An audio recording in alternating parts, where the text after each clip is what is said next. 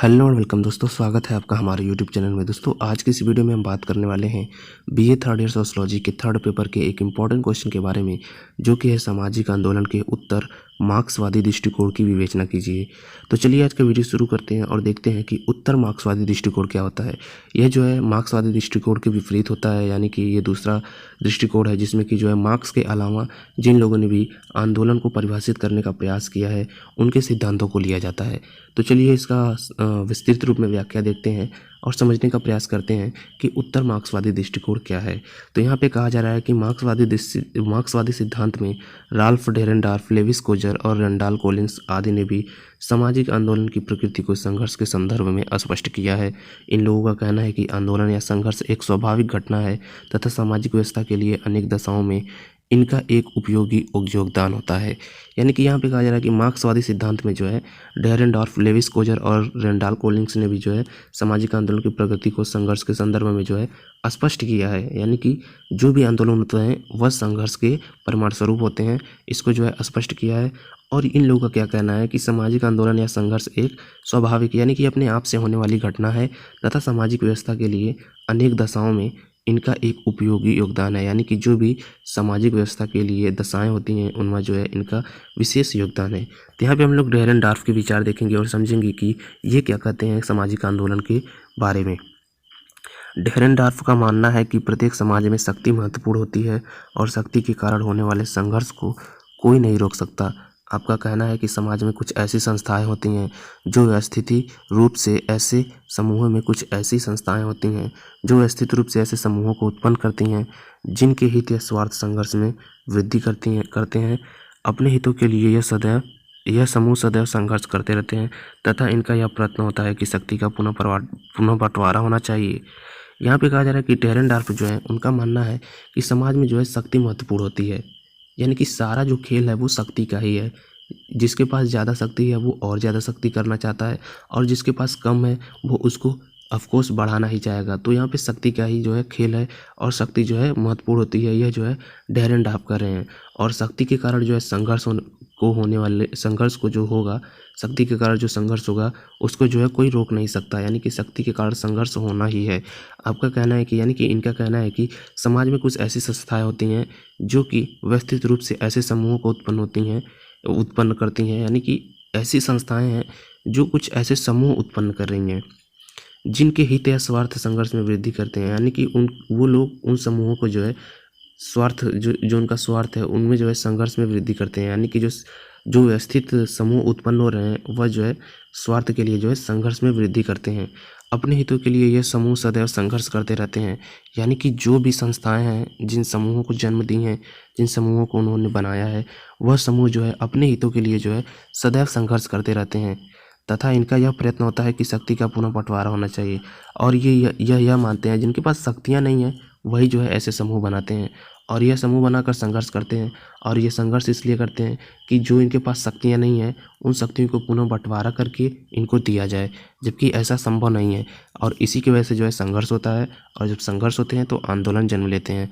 Turner ने डेरेनडॉर्फ के संघर्ष सिद्धांत को द्वंद्वात्मक संघर्ष सिद्धांत कहते हैं, क्योंकि किसी भी समाज दो समूह में संघर्ष सदैव होता रहता है। यानी कि यहाँ पे जो टर्नर है वो कह रहे हैं कि डेरेनडॉर्फ का जो है सिद्धांत वह जो है संघर्ष सिद्धांत जो है द्वंद्वात्मक संघर्ष सिद्धांत है, क्योंकि किसी भी समाज में दो समूहों में संघर्ष सदैव होता रहता है। यानी कि किसी भी समाज में दो अगर समूह है, यानी कि एक गरीब समूह है और एक अमीर समूह है, या एक साधन संपन्न है और एक साधन विहीन है, तो उनमें जो है हमेशा जो है संघर्ष होता रहेगा। समाज का एक समूह वह होता है जिसके पास अधिकतम शक्ति होती है। डेरेनडॉर्फ का कहना है कि यह द्वंद्व समाज में अधिक से अधिक शक्ति पाने के कारण ही होता है। यानी कि यहाँ पे कहा जा रहा है कि समाज का एक समूह वह होता है जिसके पास अधिकतम शक्ति होती है और एक समूह वह होगा जिसके पास शक्ति नहीं होगी। तो डेरेनडॉर्फ जो है यहाँ पे कह रहे हैं कि द्वंद्वम समाज में अधिक से अधिक शक्ति पाने के लिए ही जो है संघर्ष होता है और जिससे आंदोलन होते हैं। डेरेनडॉर्फ के अनुसार प्रत्येक समाज की एक अंतर्निहित प्रवृत्ति संघर्ष की होती है, अर्थात समाज में जिन समूहों के पास शक्ति होती है वे शक्ति के बल पर अपने हितों की पूर्ति करते हैं और वे समूह जिनके पास शक्ति नहीं होती है वे भी अपने हितों की पूर्ति के लिए प्रयासरत रहते हैं।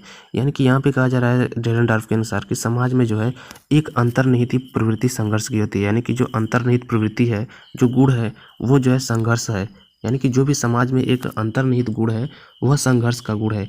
और उसमें क्या होता है कि जिनके पास शक्ति होती है वो शक्ति के बल पे जो है अपने हितों की पूर्ति करते रहते हैं, और वे समूह जिनके पास शक्ति नहीं है, यानी कि जिनके पास शक्ति है वे तो अपने हितों की पूर्ति कर लेंगे, जिनके पास शक्ति नहीं है वो क्या करते हैं, वो इस पूर्ति के लिए प्रयासरत रहते हैं। डेरेनडार्फ ने मानव इतिहास में संघर्ष को एक बड़ी सृजनात्मक शक्ति माना है। यानी कि यहाँ पे कहा जा रहा है कि डेरेनडार्फ कहते हैं कि संघर्ष जो है एक बहुत ही बड़ी सृजनात्मक शक्ति है, और कहा कि संघर्ष ही मानव समाज में बदलाव लाता है। यानी कि यहाँ पे कहा जा रहा है कि जो संघर्ष है वही जो है मानव समाज में बदलाव लाता है, और संघर्ष इसीलिए जो है सृजनात्मक शक्ति है। डेरेनडार्फ के अनुसार समाज में व्यक्ति की भूमिकाएं शक्ति व प्राधिकार से बंधी रहती हैं। एक सत्ताधारी भूमिका समूह और एक शासित भूमिका समूह होता है, और समाज का वह समूह जो सत्तारूढ़ है एवं जिसके पास अधिक मात्रा में प्राधिकार है।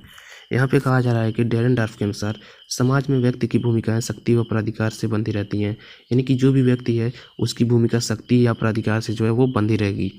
एक सत्ताधारी भूमिका जो है जिसके पास सत्ता होता है भूमिका समूह, और एक शासित भूमिका समूह होता है। यानी कि एक सत्ताधारी भूमिका समूह होता है और एक शासित भूमिका समूह होता है, और समाज का वह समूह जो सत्तारूढ़ है एवं जिसके पास अधिक मात्रा में प्राधिकार है उसकी यही लगातार कोशिश रहती है कि यथा स्थिति बनी रहे।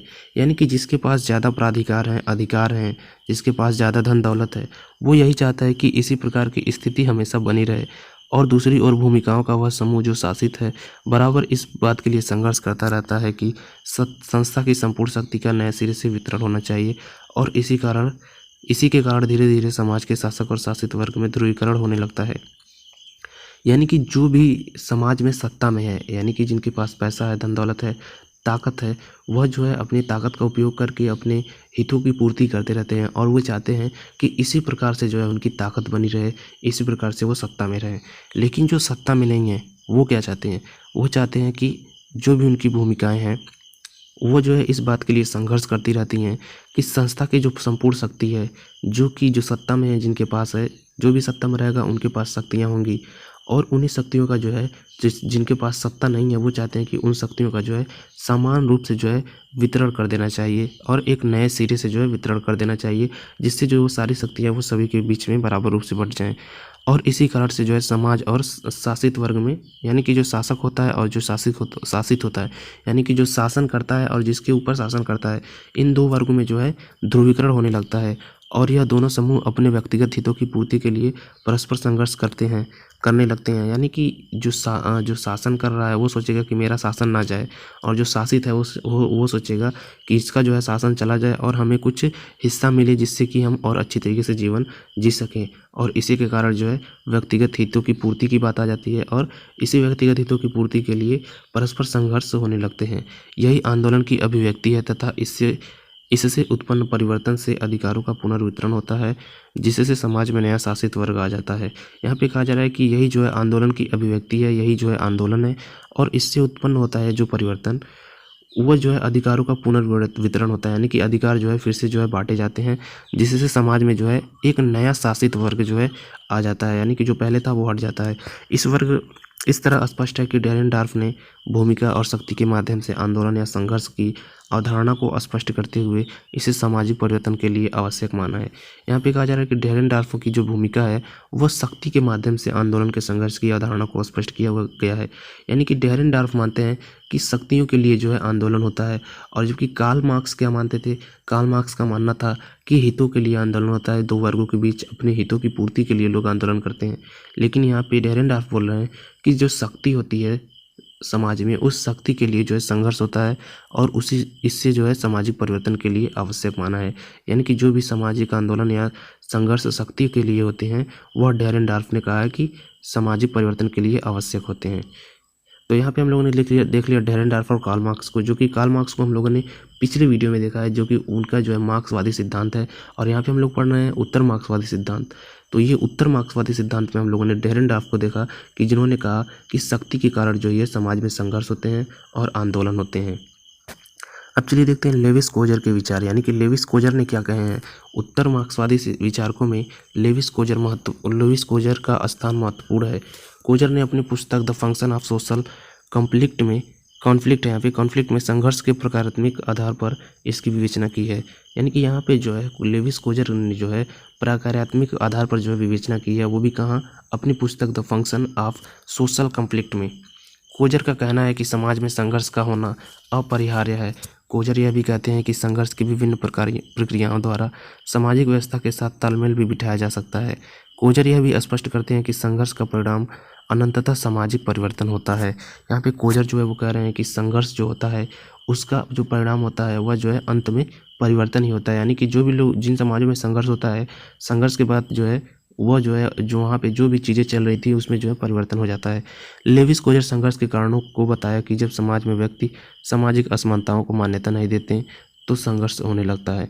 यानी कि यहाँ पे जो है कोई किसी भी समाज में जब सामाजिक असमानताओं को जो है नकारा जाता है, यानी कि यह नहीं माना जाता है कि सामाजिक असमानता हो रही है, तब जो है संघर्ष जो है पैदा होता है। यहाँ पे जो है लेविस कोजर कर रहे हैं, यानी कि सामाजिक असमानताओं को पहचानना होगा और उनको दूर करना होगा, तब जो है संघर्ष नहीं होगा। लेकिन जब इनको नकारा जाएगा तब जो है संघर्ष होने लगता है। यह जो है लेविस कोजर के अनुसार कहा जा रहा है। जबकि हम लोगों ने ऊपर देखा डेरेनडॉर्फ क्या कर रहे हैं कि शक्ति के लिए जो है संघर्ष होता है। वही जब समाज में अधीनस्थ लोगों के सीमित अभाव उनके जीवन को व्यापक रूप से प्रभावित करने लगते हैं तो व्यक्ति आंदोलन और संघर्ष के द्वारा अपने अधिकारों को जाने का प्रयत्न करने लगते हैं, यानी कि पाने का प्रयत्न करने लगते हैं। यहाँ पे कहा जा रहा है कि जो भी अधीनस्थ लोग हैं और सीमित अभाव लोग हैं उनके जो है जीवन को जो है व्यापक रूप से प्रभावित करने लगते हैं।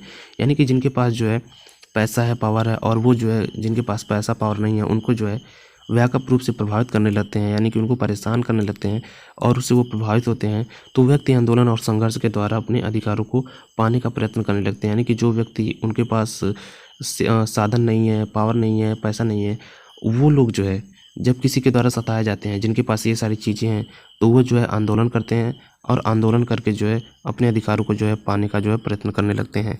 लेविस कोजर ने डेरेनडॉर्फ के संघर्ष के सिद्धांत को संशोधित करते हुए कहा कि संघर्ष सामाजिक परिवर्तन के लिए आवश्यक होता है, लेकिन वही संघर्ष व्यवस्था में एकीकरण और अनुकूलता भी लाता है। यानी कि यहाँ पे जो है लेविस कोजर ने डेरेनडॉर्फ को जो है संघर्ष सिद्धांत को संशोधित किया और कहा कि संघर्ष सामाजिक परिवर्तन के लिए आवश्यक होता है। यहाँ पे जो डेरेनडॉर्फ ने कहा था कि सामाजिक परिवर्तन के लिए जो है शक्ति की ज़रूरत होती है और शक्ति के लिए जो है सामाजिक परिवर्तन होता है।